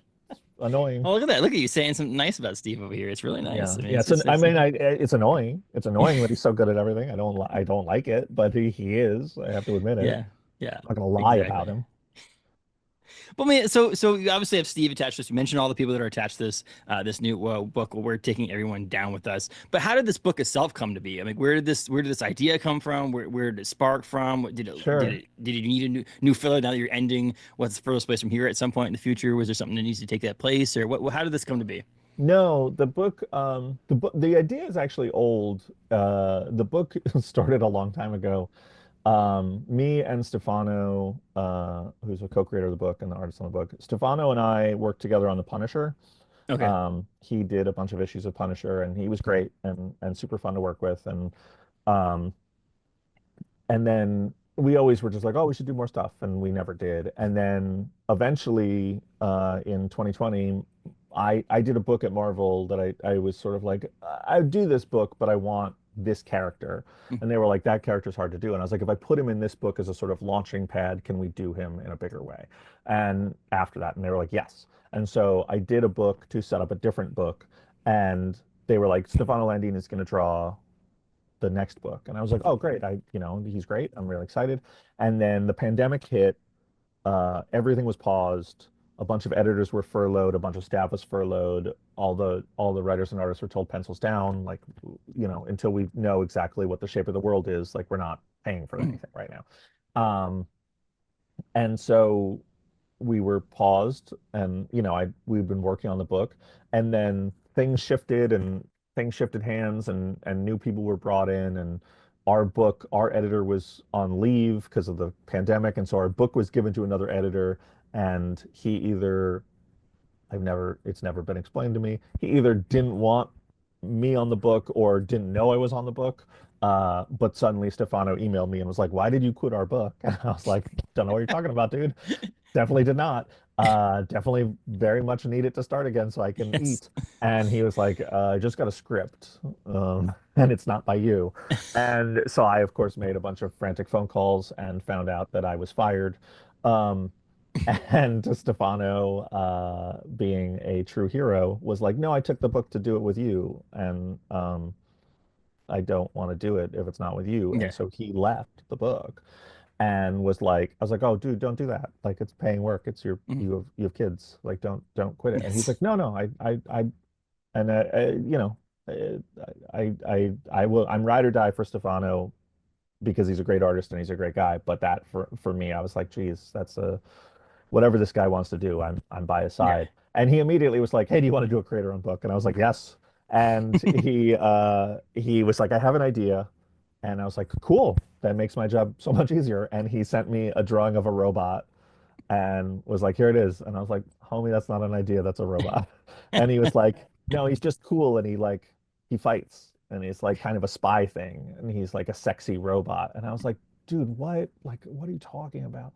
And I was like, "All right, give me a couple weeks." And I came back to him and I was like, "Here's this whole story, and it's about a girl and her relationship to her father, and her father's a sort of an evil scientist, and she doesn't know that, and all in all, her life is ruined, and she has to go on the run with this robot, and like has to learn about who she is, and with the relationship to the robot, and it's about family, and it's about regret, and it's about following in your parents' footsteps, and it's about revenge, and it's all these things."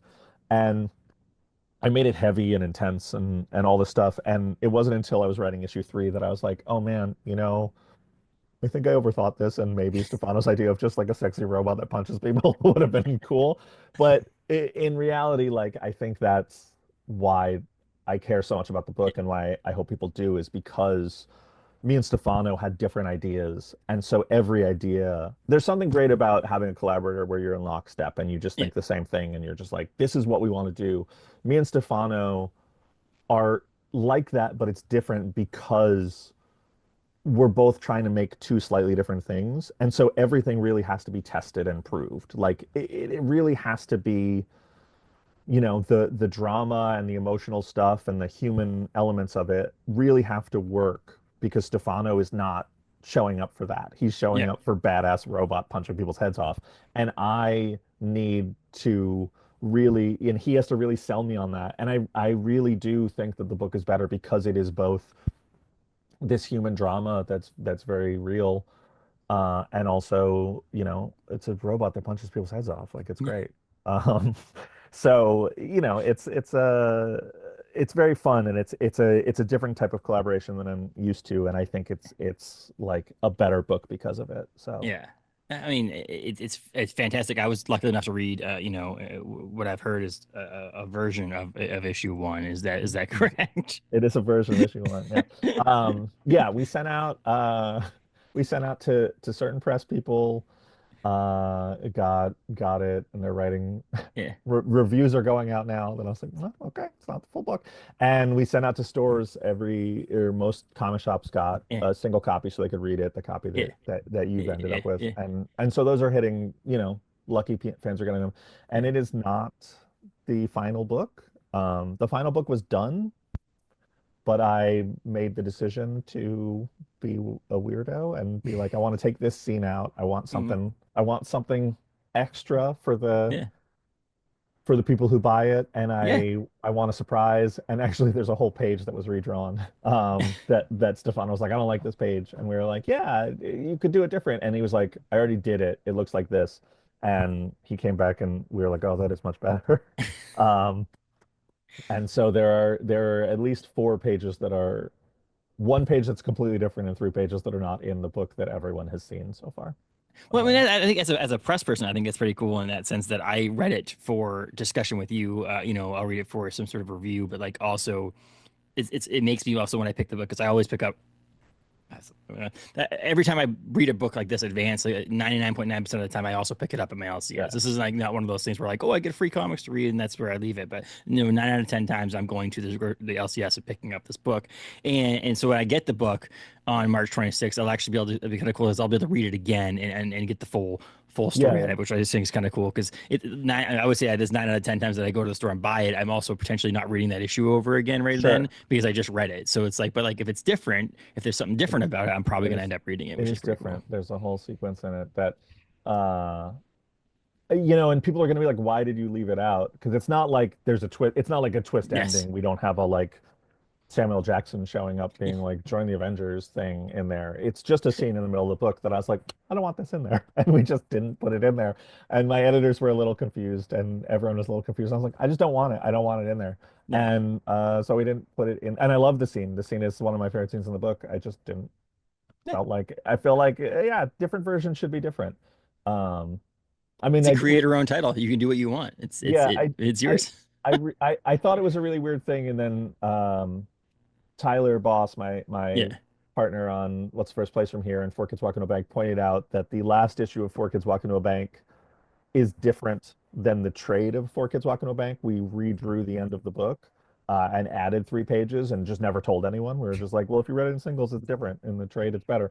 But like we didn't publicize that. We didn't announce Yeah. it. And also in What's the First Place From Here, we took 4 issues out of the middle of the run and didn't collect them in the trades. And that's what volume 4 is because we were like, I was like, I want to play with the reading order. I think in the single issues, this reads better, but I think in the trade order, it'll read better this way. And so we rearranged the way it's read in trade and restructured that. So I guess this is a thing I do a lot for no discernible reason. It's just like I keep tinkering with things. And if I get a chance to make something twice, I'm gonna make it different each time. So I guess I do that, and it's weird, and I don't have a good explanation for why I do it. I just think it's fun.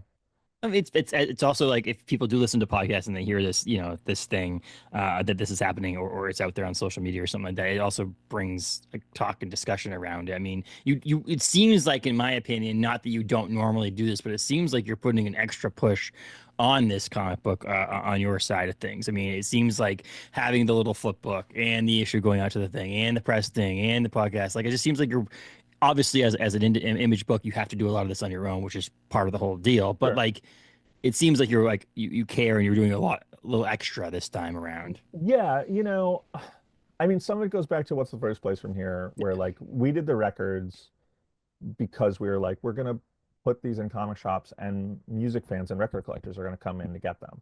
And that is a great idea in principle. Mm. And as we mentioned prior, there were some hiccups. And so it became frustrating and it became hard to do. Like, the book was in Rolling Stone, the book was on Brooklyn Vegan and all these like big music blogs talking about it and being like, go to your comic shop. And that was great. Um, but then there were hiccups and I was like, when we started this book, I was like, well, is there something I can do like that that's a fun novelty? And I was like, no, you know what? Like that that was my outreach to outside of the comics reader to Mhm. be like, come into a comic shop. Now I want to go inward and be like, people in a comic shop, what can I be doing to comic shop? What can I do to help sell your customers on this? How can I help that? And so, yeah, rather than going and making an item that then stores buy, I was like, I'm just going to give you stuff. So Mhm. we made a preview book that's half my book and half a book called You'll Do Bad Things, which is Mhm. Tyler who Mhm. draws What's the Tyler's First book. Place From Yep. Here. It's a book he's writing that comes out the same day on Image, and so there's this. Every shop has like 10 copies of this preview book that is a free thing. Mhm. Check out. You can go pick it up, and it's it's just previews of both books, but Yeah. there's an interview. I interview Tyler, and he interviews me in it, and that's exclusive to that. So it's a little collectible item if you're a completist nerd for my interviews or whatever. But like, it's a little bonus, and we just gave all those to shops for free. We're like, you don't have to pay for this. This is for you to help try and sell copies of this. And we sent out the preview book and we sent out posters. And now I'm in a like more personal, like, hey, if you need something to shops, like, Yeah. you want me to make a video for your store? Do you want me to on your, I was, I did a podcast last night at 10 last night for a shop in Kentucky that they were like, we have like a bunch of customers who listen to our podcast. Do you want to come and tell them about the book? And I was like, yep. Um, and I was in the middle of my dinner, so I have my dinner I ate at 11 p.m. cold. But I love it. It was great. It was great to get to do that. And yeah, I'm just trying to give stores the tools to try and sell the book this time rather than do the circus. And maybe I'll go back to the circus next time and Mhm. whatever. But I thought it was a good time to be a little more circle the wagons and help shops sell a thing without it being a big stunt.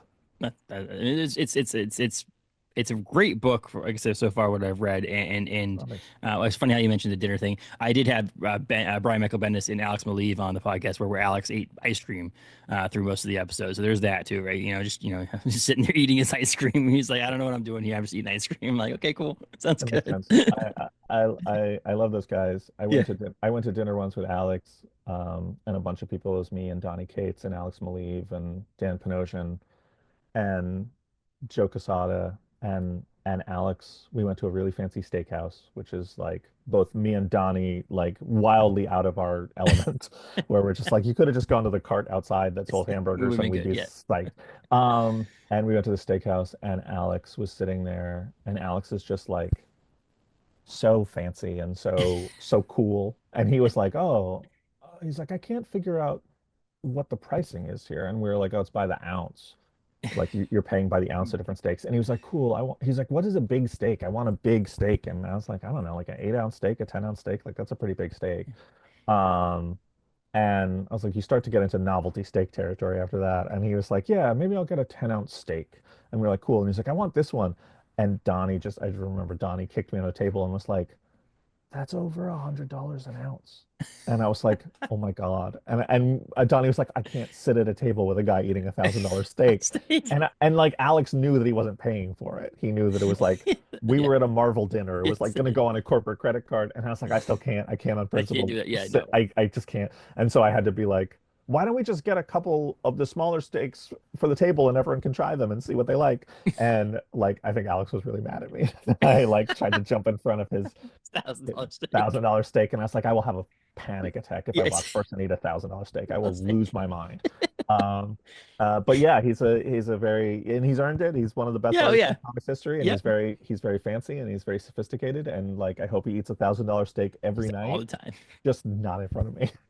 Well, it's funny too because I'm like, I don't know. If it was another creator, I'd be like, hey, do you mind not eating ice cream right now? But I'm like how could No, this is like, yeah, to me, it was like a dream come true to talk to either one of them about comics. sure, And it was like, okay, man, whatever. I'll just deal with it. And Brian gave him shit for it though, too. He's like, are you just sure, eating ice cream over there? Like, what's going yeah. on right now? He's I like, mean, I don't know. I wasn't supposed to be here. Now I'm here. And I'm like, okay, cool. no, it's so much respect. Yeah, that's perfect. That's a perfect Alex Maleev Yeah. story. And like, yeah, let him eat ice cream. No, don't let Of anyone else course. eat ice cream. No. Like, absolutely not. But he should definitely eat ice cream on your podcast. He's earned. I mean, if Brian Michael Bendis wanted to eat ice cream too, I would have let him eat ice No, cream don't too. let Brian eat ice cream. Don't let Brian eat ice cream. It's Alex But only. I mean, so we're taking everyone down with us as a mixture of spy thriller. I mean, sci-fi. There's mystery. There's revenge, intrigue, action, family issue. Like So if you were if you were to call a comic book store and be like, "Hey, buy my comic," and put it on the shelf, I want you to buy 700 copies of it for your Sure. shelf, even though you don't have an As exclusive. as I like to Uh, do. Yeah. I mean, is that how you're explaining it to people? I mean, is it? It seems it's not that hard to understand, but I also feel like it's a somewhat difficult It, pitch to sell someone on. it's funny because I'm always coming up with these things that I think are very simple, Yeah. but they're very hard to do. Like I'm not one of those guys where like the plot is so confusing that you need a diagram. Like I just don't do that. I'm not Grant Morrison. I'm not John Hickman. It doesn't say But Jonathan Hickman. I'm glad you said yeah, it. I love Grant Morrison. I Yeah. love John Hickman. They're both amazing. They're two of my favorites. But like my brain doesn't work like that. I Yeah. can't do Yeah. that. Like I would just get confused and wander off. And so it always feels like my books are easy. And then when I go to do it, I'm like, well, a lot of these, like especially when you're talking to retailers, like they don't have a ton of time. Mhm. They want to be like, hey, a guy who comes in my shop who likes what can I tell the person who likes this book? Like what do I tell them it's like? And I want to be able to be like it's like, The Lion King meets, whatever, The Lion King meets Texas Chainsaw Massacre, whatever it is. I am Um, 100% on this one, but yeah, yeah. no, that's a great book, and I will eventually write that. But I never have those for my Mhm. books, and I feel really dumb afterwards that I don't have those. And I'm like, am I losing my mind? That is there an obvious thing? And I don't have that. And like the obvious ones that I go to are like anti-sellers where I'm like, well, it's sort of a mix between like the 1970s, film Paper Moon and like, it's got elements, I just say a bunch of stuff where it's just like, well, Mhm. no one in a comic shop's going to buy that. Everyone hates what you just said or has no idea what it is. So what I say when I tell people buy 700 copies is I'm like, it's set in a sort of James Bond-ish universe, like a 70s James Bond type over the top. It's sexy super spies and sadistic supervillains going to war, but our book is about Annalise, the 13-year-old daughter of the world's greatest mad scientist, and she lives alone on this island with her dad and his army of helping robots. And when life her peaceful and strange life on the island is disrupted, she's forced to go on the run with her robot bodyguard and sort of figure out who she wants to be, whether she wants to go on, a journey of revenge and follow in her father's footsteps, or she wants to go and live this normal person life that she's never been offered Mhm. because her dad was a mad scientist in hiding. And so that's what it is. It's a buddy comedy journey, dark buddy comedy journey about a girl and a robot figuring out who they are in life. Um, and I point to things and I'm like, it's like a mix. It's not that I don't have obvious Yeah. influences. There are very obvious influences in this. It's just that like there's too many of them. I throw too Yeah. many things into the mix. So it's not, I'm never making scrambled eggs. I'm always making a gumbo. Yeah. And so it's like, yeah, there's some James Bond in it. There's some, Leon the Professional in there. There's some Saga in there. There's some Deadly Class in there. There's a ton of stuff that's all just thrown together. But it's a very dark comedy about comedic coming of age story about a girl who's a villain's daughter. That's it's well said. I also think that some of those description things that people always can judge you on, like it's nothing like that. Like, what are you Yeah, talking yeah. about? And also, like I've also personally only had like maybe two or three where I'm like exactly, and like it's one of those things that comes different perspectives on who's reading it versus the writer and who's into what or whatever. But like All Dogs Go to Heaven meets The Silence of the Lambs for Stray Dogs was Sure. like one of the ultimate ones where I'm like, yeah, that makes sense to me. Yeah. But then there's other ones where I'm in like, I don't know, see where you're getting this Yeah, relationship and to. it's yeah, 100%. And like, I remember I told people I told someone once that they should read the Meredith McLaren and Kelly Thompson's Black Cloak from Image. And I was like, it's great. And they're like, what's it like? And I was like, it's kind of like Saga meets Law and Order. And they were like, huh, that's really weird. And I was like, well, it's a police procedural, but it's like in a sort of sci-fi fantasy world. And the person read it and was like, I really liked it. It's nothing like Saga. And I was like, I don't know. I think it's like Saga. There's all these like fantasy, Yeah. sci-fi class structure stuff and royal family and all these things. I was like, I think there's a Saga element. And they were like, there's not like a, and they started picking out specific things. They were like, there's no like cat. There's no guy with a robot head. And I was like, it's not Saga. It's like It's Saga. like, I was like, I don't know. I was like, the like is tripping you up. It's a it's- yeah, it's not literally Saga meets yeah, it's not a spin-off of Saga. I'm sorry if that was confusing. So yeah, I always I don't I hate those comps, but I yeah, also see how easy they are and how good they are yes, uh yeah. uh and I'm bad at them. So it's a mess. And sometimes it can be hard to relate to another comic book too, because again, it's nice, sometimes nice to be outside of that. So like relating it to movies or things Yeah, like yeah. that, other or novels or something like that might actually make a little bit more sense. But Yeah, um, I've had like 10 people be like Venture Brothers so far. And I'm like, well, I do like the Venture Brothers. And they're like, yeah, that's obviously an influence. And I was like, the brain is a mysterious thing and it works in weird ways. yeah, So like, yeah, it probably is because I do like the Venture Brothers. But at the end of the day, if I had to say anything about it, I'd be like, me and the Venture Brothers creators like the same stuff and yes, are yeah, yeah, like yeah, drawing from the same influences. Like they love 70s Bond and they love Johnny Quest and they love, you know, weird punk rock references and stuff like that. And I was like, I do too. So like we took all the same recipes. So like yeah, our meals are gonna seem similar, but like I didn't eat their meal and be like, yeah, I'm gonna take that. Like yeah. I'm distilling the same stuff. But at the same time, like I did watch all the Venture Brothers. I do really like it. So like probably on some level it is influence for me for sure. It's a beautiful comic book too. I mean, we talked about Stefano. I Stefano. keep on doing that Landini, so I always get the I and the O mixed up. Sure. But yeah, Stefano, and we talked about that. I mean, you're a fantastic writer in my opinion, Thanks. and it's not like your writing needs the artwork to enhance the comic book, but like you've been lucky, not lucky, but like I'd say lucky, I'm lucky. partnered up with some incredible artists that are going to help you sell your book in the sense that more readers are going to put it in front of their eyes. This is not only well written but visually attractive, and so this partnership between you and Stefano is honestly perfect in this book. Yeah, I would disagree with your a few things there. I don't know that I'm an excellent writer. I definitely need great artists to make the book good.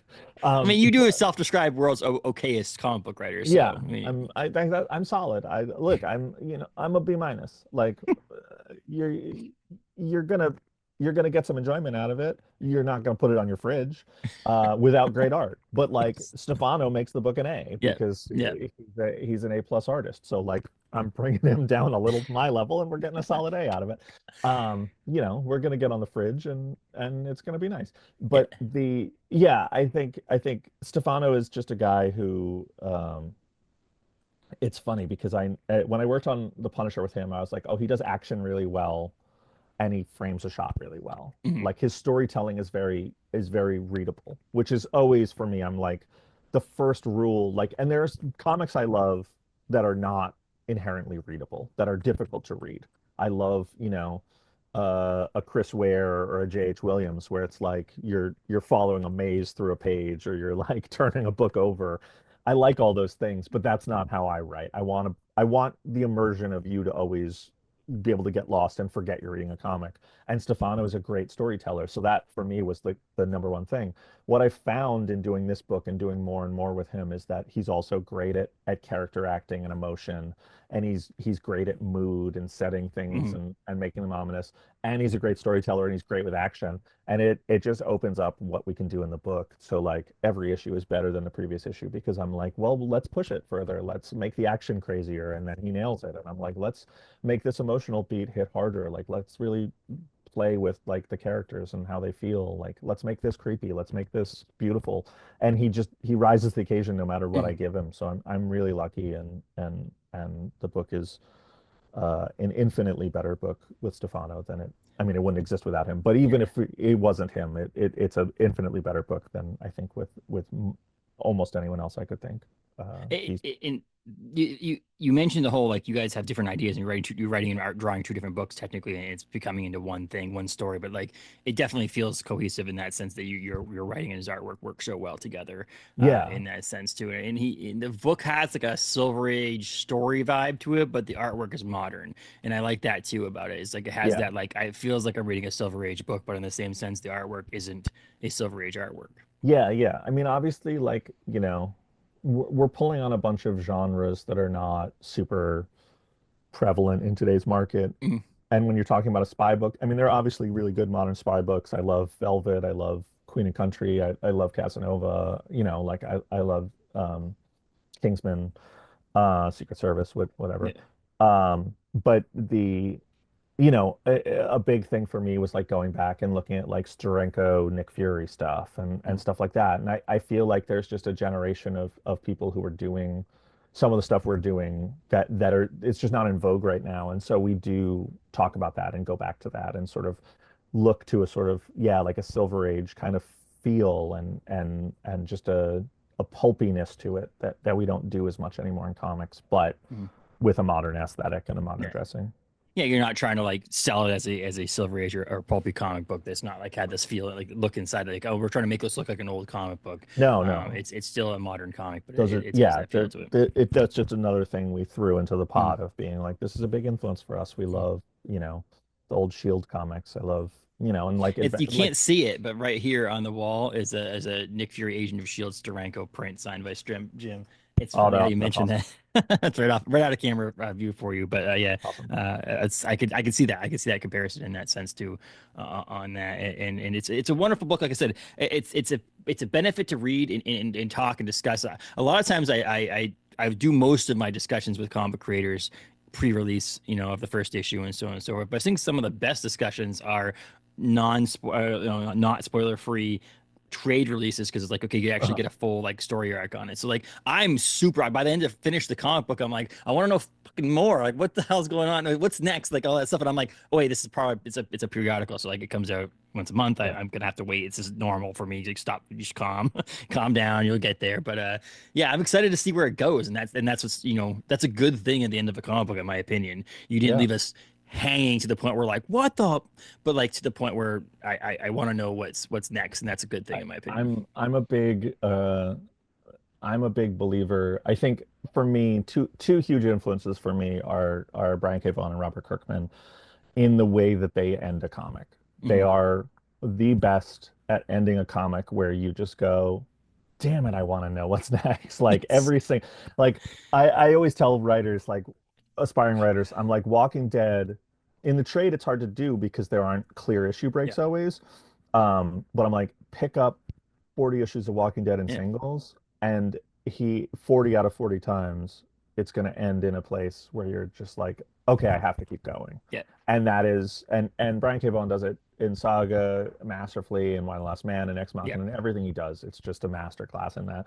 And so, yeah, we're trying to have a book that in single issues leaves you wanting more. It's not just we don't end with there's a lot of books I think where the issue one is like, well, here's what the premise is, and Yes. here's what it is. Here's, the last page is the movie poster, and you're like, okay, this is what you're getting. Do you want to come in? And I don't like that. I like to have more questions and more mystery and more intrigue down the road and leave people wondering and excited and stuff. And so, yeah, it's nice of you to say that because we spent a lot of time sort of moving around where in the story we were going to end. Mhm. And that's why the issue is almost 40 pages too. It's a double-sized issue too, so you had Yeah, that not freedom, but the ability to set ourselves up with some characters, give us a story, and then yeah, also give us a little bit extra to know what's going on. Like there's something going to happen, but then also like you need to read issue two to really find out what's going to happen. Like yeah, yeah. we didn't give you everything. You have to read the future to get the whole story, kind of thing. Yeah. I mean, every issue we're introducing new characters and new settings and a new world and sort of new status quos, and it sort of expands out exponentially as it goes. So it's a fun one because every issue we make, we're sort of like more excited about new ideas than we were in the previous. It's not just getting from point A to point B. There's a whole big journey that gets more fun the more we do it. And hopefully the readers stick with us and have fun on that too. And this one compares a difference between, you're going 30, 31 issues with what's the furthest place from here. This is a 6 issue miniseries. That's the plan. It is 6 issues because, yeah, that's the story we wanted to Okay. tell with 6 issues. We have two more stories we would Mhm. be willing to tell. I don't love, we all have Netflix. We all know what it's Yeah. like to fall in love with something, and then they're like, they're not making more of it. Yeah. We want to make it clear, like, if you get 6 issues, that is what we set out to do. Yeah. But if you get 6 issues and love it, and enough people love it, there's going to be another one. There'll Yeah. be two. There'll be two more, hopefully. So I don't know. We don't have sales numbers, so I don't know. Yeah. We're not going to do this. I mean, I was going to say we're not going to do this if we lose money. I'm stupid, so we probably still would do it if we lost money. We're not going to do it if we lose a ton of money. Yeah, exactly. Yeah. If only four people are read issue six of the book, there will not Yeah. be another issue.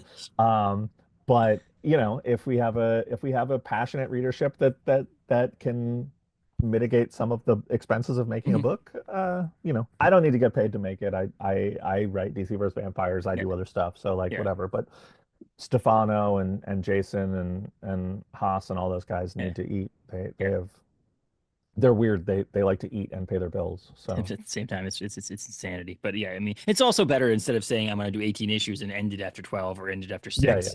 yeah. It sounds like you didn't get to do what you wanted to do. But this is Yeah. now like, Uh, okay, we're going to do The, six, the book and I then pitched was six to Stefano. I said, let's just do a six yeah, issue yeah, thing. And it's just that we fell in love with the world and the characters so that he said to me, like, could we do more? And hmm I spent a long time being like, yes, if the six goes. And so we have a thing there's an I like to say that we have a new hope, that we have a satisfying movie that if no one went to see it, you have a great movie, yeah. but also we know what Empire in Return will be if people want them.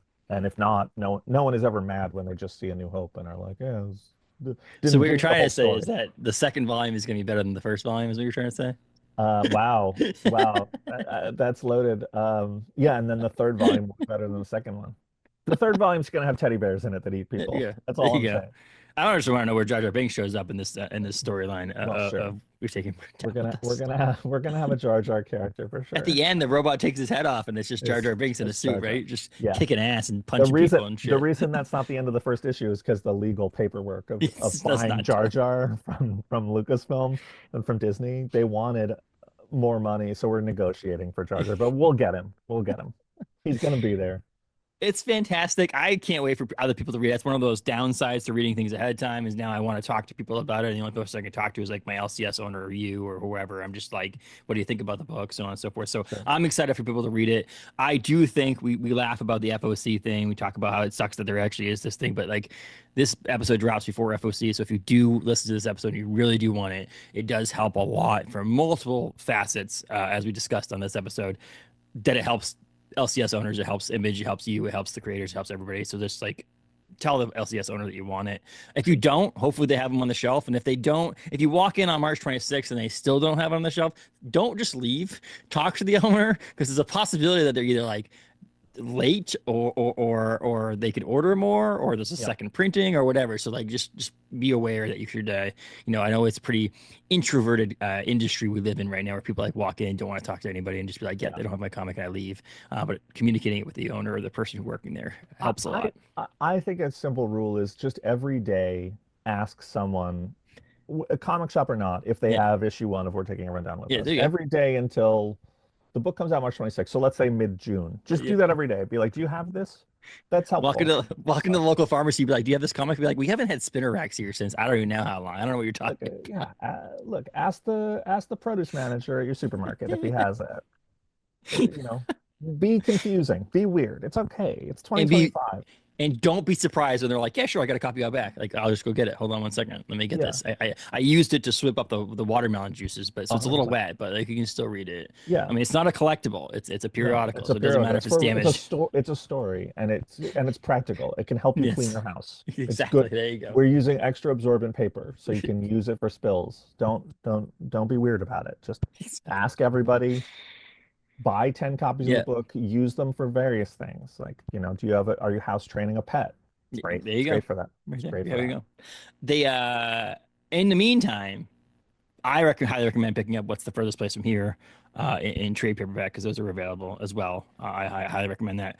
Poor Kids Walking to the Bank. Is that still going to make it onto a screen somewhere? Or is that, I mean, you don't know if you have any more information about that or I have isn't all the that information about okay? that. We can't say anything about it, I'm I guessing. can say So, things. We finished filming 2 weeks ago.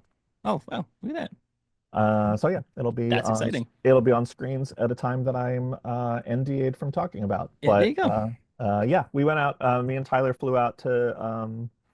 They filmed in Ireland, so we flew out to Dublin right before Christmas for a week and went to the set and hung out with everybody and uh, gave everyone high fives and all that. And Yeah, Yeah, we just finished filming, so it was a 7, 8 week shoot, 8 weeks of that's shooting. Yeah, crazy.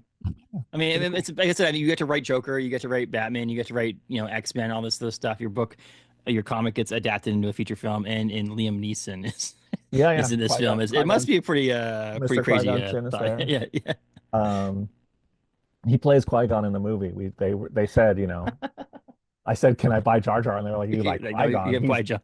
He's dead. And I Yeah, was like, all right, I'll take him. And so I'll take him. we put him in Four Kids. No, he's yeah, no, it's great. I'm obviously a Star Wars nerd, but Yeah, also an acting nerd, and the whole cast is kind of amazing.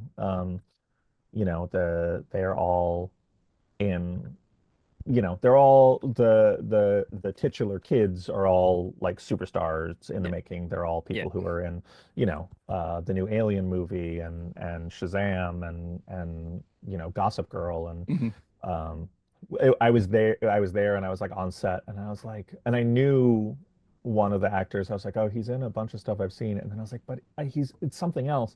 And then I was like, oh, and he's in a movie called After Sun, which is like my favorite movie in the last 10 years. And I was like, oh, fuck, he's in After Sun. And I was just like, man, I don't want to go geek out about him being a small role in this movie, in this like weird indie movie about Yeah. depression and parenthood. But I was like, I kind of am going to geek out about it a little bit because it is the best movie I've seen in a decade. So yeah, no, it's a great cast, and Frankie Shaw, our director, is just directing the hell out of it, and she's amazing. So we're real lucky, and hopefully people will check it out. And the book is still available. Yeah. You can grab it. It's one of those great things. And I think I did a countdown list a couple of weeks ago, a month ago, maybe, of like movies that you may not have known were based on comics. Mhm. And I'm like, I could see this being one of those ones in the future, Oh down yeah, down the sure. road, where someone was like, "Wait, this was a comic at one point." Be like, "Yeah, that's where it started. It's a comic Yeah, book." yeah. The movie's interesting because there's a lot of, I mean, me and Tyler are producers on it, so we've been there from go and every step of the sort of creative process and watched it and stuff. And we sort of encourage them to just be like, look, the book is a book, a movie's a movie. Like, do what you need to do. Yeah, And so it's always fascinating, like the stuff that's super faithful and then the stuff where they do something different because the book is written very much to be a comic and it takes advantage of the medium and it's like, well, you could do a crappy translation of that but it wouldn't yeah. work. Like, embrace being a movie, and they just really did in a great way. Matt Robinson, our screenwriter, and Frankie Shaw, our director, like, and so it feels different but the same. It's a really cool, weird feeling. I think people who like the book will really dig it, and I think people who didn't like the book have a strong chance to really dig it because it's really good. So yeah, I hope people check out the movie. That's awesome. That's so much. That's so cool. So yeah, I mean, Matthew Robinson. Yes. So if I don't know why, I have a friend named Matt Robinson. I almost name dropped him. Matthew Rosenberg here. Such a great. Like I said, your history of comics is so amazing. I loved your run. I found out about you with Uncanny X-Men in Oh, 2018, and so again, I'm one of the few that probably took your X-Men stuff and was like, "Oh, what independent stuff you have." I'm one of those awesome. weirdos that do that. But no, I'm hoping people get out there and read your books. That if you just Google Rosenberg on Midtown Comics, even, and it lists all the comics that they may have available or whatever, Yeah. or you'll go to your local comic book shop and get those. But yeah, what's the Furthest Place From Here is a current thing that has 4 volumes. So if you're looking to catch up on trades, a perfect spot right there to start. But yeah, and you've got all kinds of stuff you're doing too. You did Zombie. Task Force Z and, and, Task and Force Z, and all kinds of yeah. stuff. So if you're like a DC fan or a Marvel fan, there's probably something that you've touched. Yeah, yeah, I've written a lot of those guys. Yeah. I've been very lucky. Did you do you did some EC? Did you do stuff on the EC I stuff too? did, Yeah, yeah. I yeah. just did two shorts for EC that Nice. just came out. I literally got oh, I was looking around. My computer is I write at a low angle, and so when I tape a podcast, I Yeah. put stuff under my computer to raise it, and the box of comps of the EC book is the thing. I was like, I have the comps around here somewhere, and I was We're like, oh, somewhere yeah. I was like, it's literally this is right the in front of you. box. Yeah, it's Yeah. awesome. But yeah, Yeah, I just did those, and that was really fun, and got to work with some artists I really love, so that was cool. those are also phenomenal. All of them have been great Yeah, and, yeah, and wonderful. I love that return of that form and the anthology part of it and all that stuff too. for But sure. yeah, what's the First Place From Here? Available in trade right now. Also available in single issues moving forward until issue 30 31, somewhere around there. But we're taking everyone down with us is coming out March 26th at your local comic book shop. Tell your LCS that you want it. And yeah, I appreciate you coming on and chatting and so on and so forth. You can also listen to your, your podcast. If I want to put that out there too, Ideas Don't Bleed is available as well. So check that out. It's a crazy time you do over there. It sounds fun. Yeah, But it's all right, I guess. I'll tell you right now, if you want to hear someone talk about it for about 20 minutes, this is the off-panel episode with Matthew Rosenberg. Oh yeah, we talked and about David Dietai talked about it for a while, which is fascinating for me, and I'm sure it was fascinating for some people. But yeah, it's a fun time. But yeah, I appreciate you taking the time out and discussing comics and so much more. We'll have you back at some time in the future. Sound good, Matthew? Yeah, this was great. Thanks so much. Appreciate it.